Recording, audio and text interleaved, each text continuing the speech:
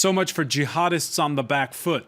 Islamic State militants in control of Ramadi, the fall of the capital of Iraq's mostly Sunni Anbar province, exposing the continued weakness of government forces. Now, the same army that took credit recently for the recapture of Tikrit, Saddam Hussein's hometown, but relied heavily on Shiite militias, again exposed. Those same militias, by the way, en route, they vowed to help take back Ramadi. Can they go into Anbar without further inflaming sectarian rivalries? We'll ask our panel. And more broadly, how to win back all of Iraq with the U.S. and Iran, unwitting allies in this fight. How much outside help is needed? And nearly 1 year after the fall of vast swathes of Iraq and Syria, why the persisting allure of ISIS, including in countries like France? Today in the France 24 debate, we're looking at the fall of Ramadi. With us from Cairo, he is the author of The Struggle for Iraq's Future, constitutional scholar Zaid Al-Ali. Many thanks for being back with us. Thanks for having me. Joining us here on set, Régis Le Sommier, Associate Editor-in-Chief of Paris Match and author of a biography of the man who led the surge in Iraq, General David Petraeus. You covered that extensively when that surge was going on. We'll talk about it a bit more later on. Someone who also covered the surge extensively. Not only the surge. Anne Nivat, you were joking before we went on air that you lived in Ramadi. And with us as well, Alan Cavall. Nice to see you on set, finally. Nice to see you too. An independent journalist who has been covering events of the last 11 months extensively.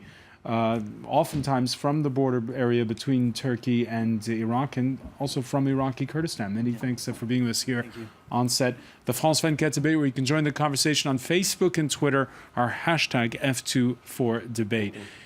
Ramadi, 110 kilometers from the capital, Baghdad. Now, the big breakthrough by ISIS, enough to have all hands on deck on Al Iraqia TV.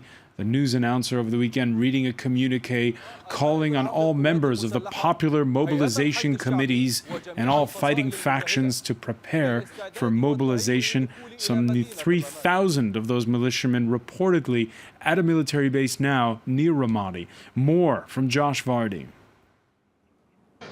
Ramadi falls to Islamic State militants. This amateur footage appears to show Iraqi security forces abandoning the city. Shortly afterwards, the Islamic State group said in a statement it had taken full control of the capital of Anbar province, which borders Syria, Jordan and Saudi Arabia. Shia militia commanders say the Iraqi government's now called on them to help push back the Islamic State fighters. We will be a real backbone for security forces, an impenetrable fortress for this country. We will support the legitimacy in Iraq represented in the government and parliament. The Iraqi government was supported by Shia groups when they managed to retake the Sunni-majority city of Tikrit last month. However, concerns were raised over this allegiance following reports of Shia soldiers committing human rights abuses. Meanwhile, the fall of Ramadi is the biggest setback for Iraq's government in Baghdad since it launched a major operation last summer, following the Islamic State group's sweeping victories in the north. The US is currently leading coalition aerial attacks on Islamic State targets across Iraq and Syria. While on an official visit to South Korea, US Secretary of State John Kerry downplayed the group's advances.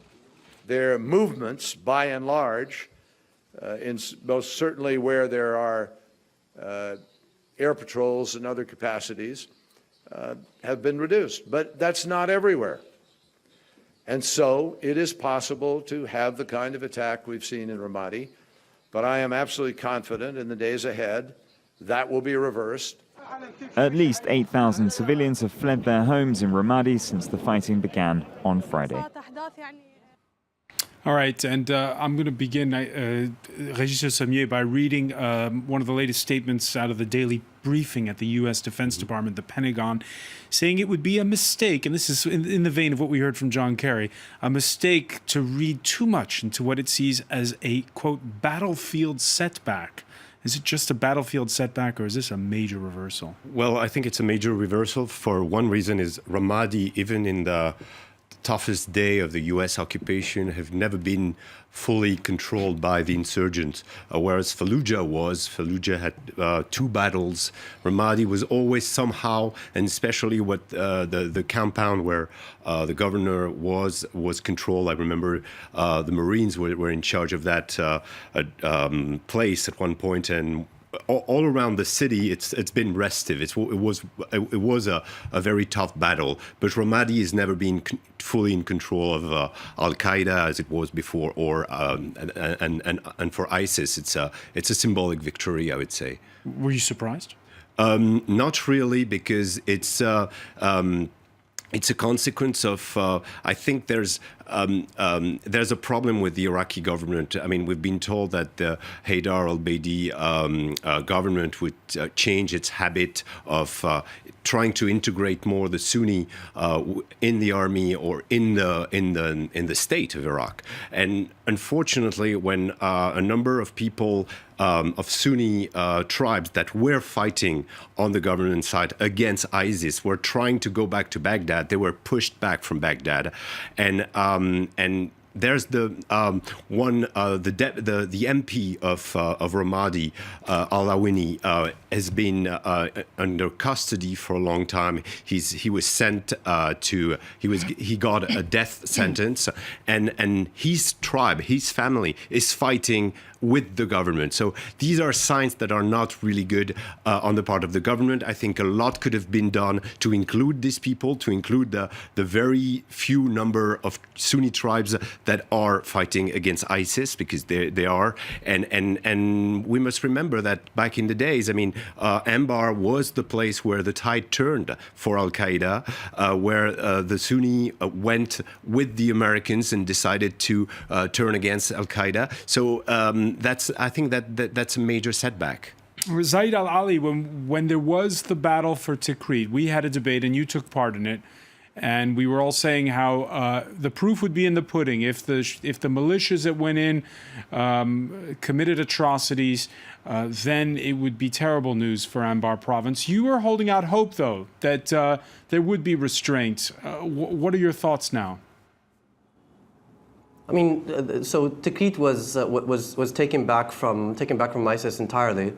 Well, at least, I mean, nominally at least, there's still some small ISIS elements here and there, and there's some pockets of attacks in parts of Alam and in Tikrit.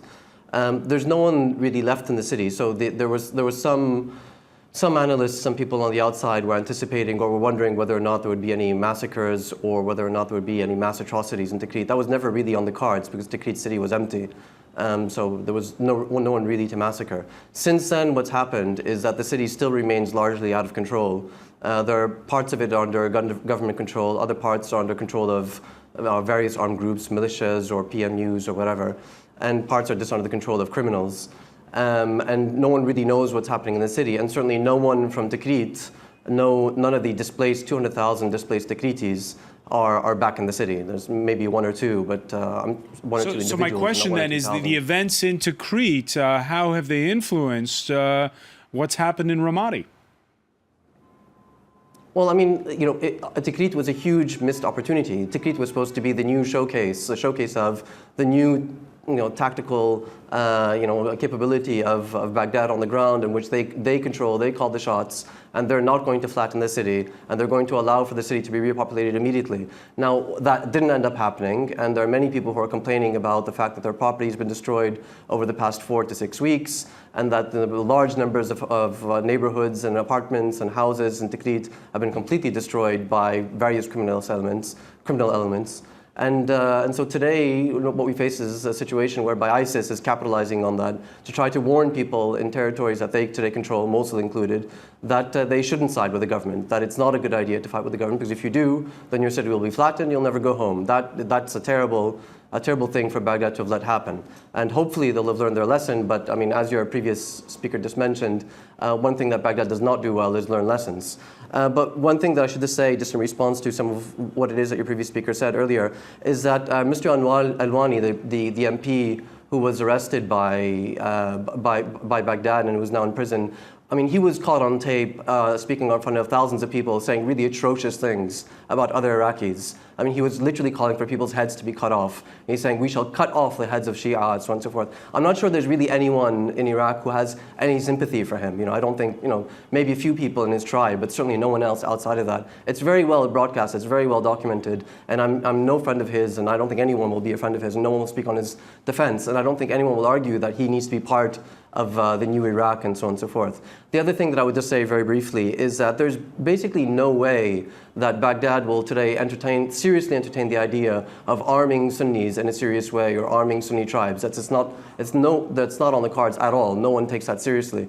The only thing that could possibly happen if we're talking about trying to turn the situation in Iraq around is to rebuild national institutions. That's the only solution that's even remotely on the cards. We're talking about very slim pickings here, and it might sound a little bit absurd, but the idea of arming Sunni tribes and so on and so forth is essentially basically completely off the cards for a total lack of trust on both sides. It's just not going to happen today or any time in the near future.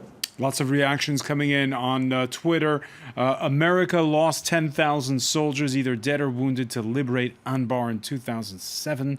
What a waste. Now Anbar is fully under the control of IS. I don't know if it's fully under control, but Andiva, what was your reaction when you heard about the fall of Ramadi? I wasn't surprised.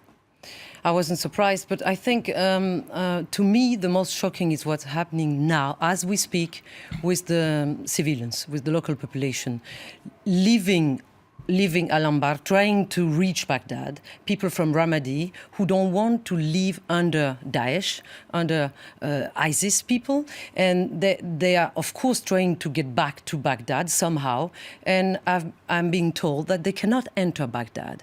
So these people are switched in between Ramadi, Fallujah, and Baghdad. And they are Sunni people, of course, because the big majority of the population there, the locals, are Sunni. And what's going to happen with these people? What does it mean? To me, it means that we are there is a full sort of civil war in full swing in Iraq today, and no one is capable of stopping it. We have the Americans saying, oh, well, it's not our fault. I mean, the Americans, I have not forgotten what they did in the last 10 years in Iraq, and I think Iraqis have not forgotten also. We in the West would have preferred to forget, and Americans would prefer to forget this war. But this war is still going on, and what their strategy now is not successful. The Iraqi state is in a state of total chaos, total disarray. And again, the locals are suffering.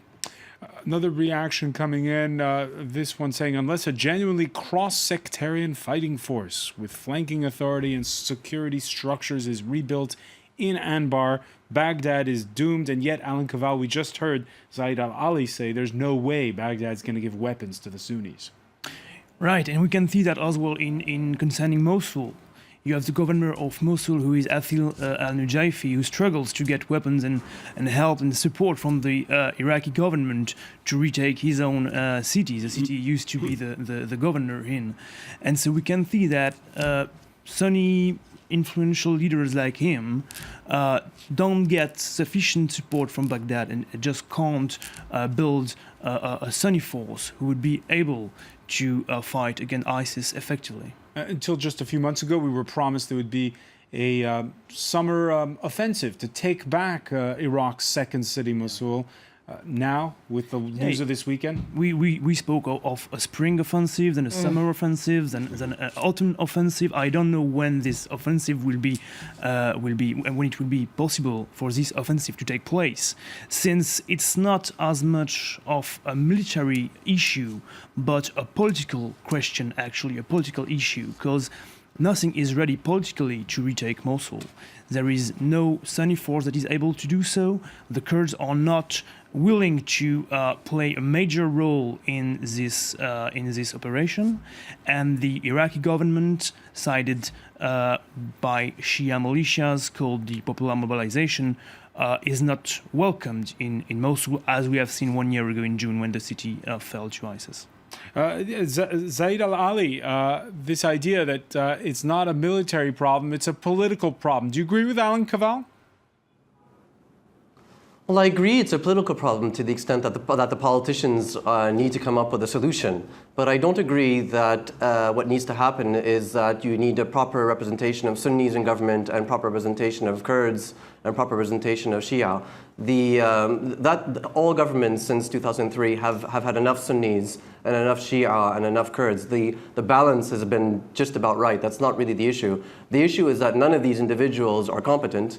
None of them have any integrity, and none of them think past the extent of their own families and their own small neighborhoods. None of them act as national politicians. None of them act in the interests of Iraqis or human beings. All they do is act in their own interests.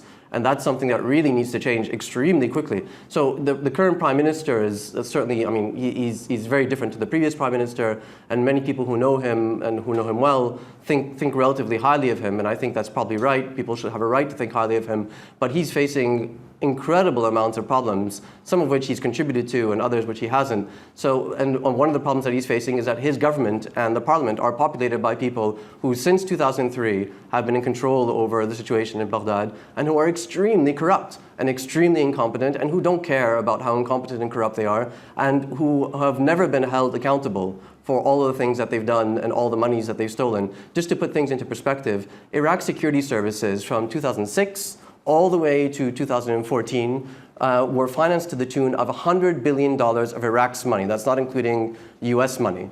And if you look today, ISIS is better equipped than the Iraqi military. ISIS has more ammunition, has better weapons, has better equipment, has better everything. So where is all the $100 billion of our money gone? And to make things worse, our politicians in Baghdad have never been held accountable for any things that they've done. Right? Not a single government minister has spent any time in jail for any corruption, for any act of any political decision or anything, right? And that shouldn't come as a surprise because our political system was established by, of course, the United States from the occupation that started in 2003 and ended in 2005. And none of the people that were running our country and who also stole billions of dollars and were also responsible for running things into the ground back in Washington were held accountable either. So what you have the situation is a country and a political system that was midwife by the United States in a terrible state, the United States not held accountable, and no one in Iraq held accountable. The only thing that you have is people on the ground who are tens of thousands of people who are trying to survive in this awful conflict,